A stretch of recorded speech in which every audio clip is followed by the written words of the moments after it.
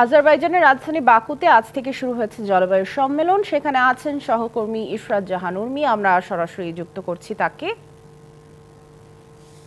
উর্মি, আমরা যেমনটা বলছিলাম যে বাংলাদেশ সহ উন্নয়নশীল বিভিন্ন দেশের প্রসঙ্গটি তুলতে পারেন ডক্টর ইউনূস। কি কি এজেন্ডা আসলে আসতে পারে এক্ষেত্রে আলোচনায়?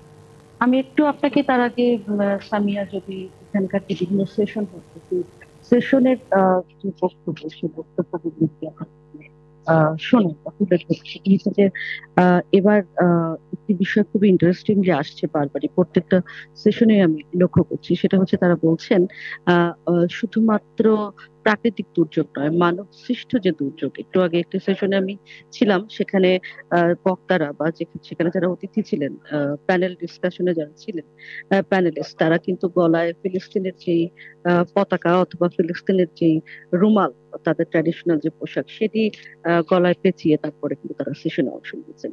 অর্থাৎ তারা বলছেন যে মানব সৃষ্ট যে দুর্যোগ, এই দুর্যোগ আসলে কাটানোর একটা উপায় করতে হবে। এবং শুধুমাত্র জলবায়ু তহবিলের টাকা, কারণ এখানে সব সব দেশই যারা আসলে জলবায়ু পরিবর্তনের মোকাবেলায় করছে, ঝুঁকির মোকাবেলা করছে, তারা সবাই একটি নির্দিষ্ট পরিমাণ অর্থ চায়।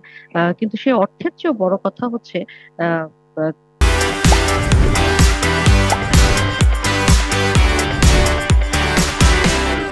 কনজুমারিজম যেটি আছে, যেটি আসলে পুঁজিবাদী বিশ্বের ভোগবাদিতা, এই ভোগবাদিতা কমানোর কোনো আহ, বিকল্প নেই বলে এবারে আসলে বারবারই যারা প্যানেলিস্ট আছেন বা বিভিন্ন দেশ থেকে যারা আছেন তারা বলছেন।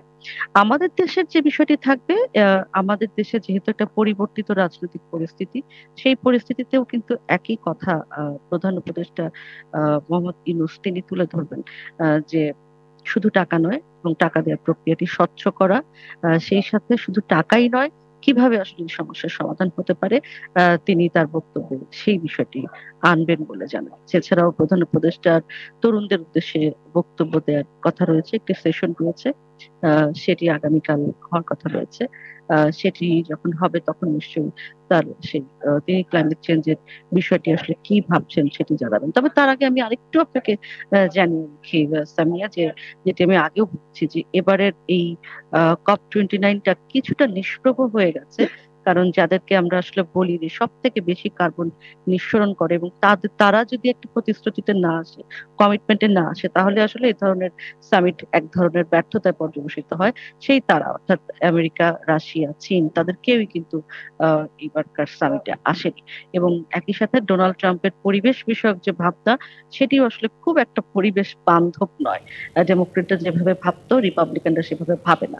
ফলে সব মিলিয়ে এই মুহূর্তে আমরা সেশন চলছে বিভিন্ন, হয়তো শেষের দিকে মিনিস্ট্রিয়াল মিটিং গুলোতে এসে গিয়ে সিদ্ধান্ত জানা যাবে। আপাতত এই ছিল আমার কাছে COP29 খবর, আজারবাইজানের বাকু থেকে, সামিয়া। উর্মি, অসংখ্য ধন্যবাদ আপনাকে আমাদের সাথে যুক্ত হওয়ার জন্য।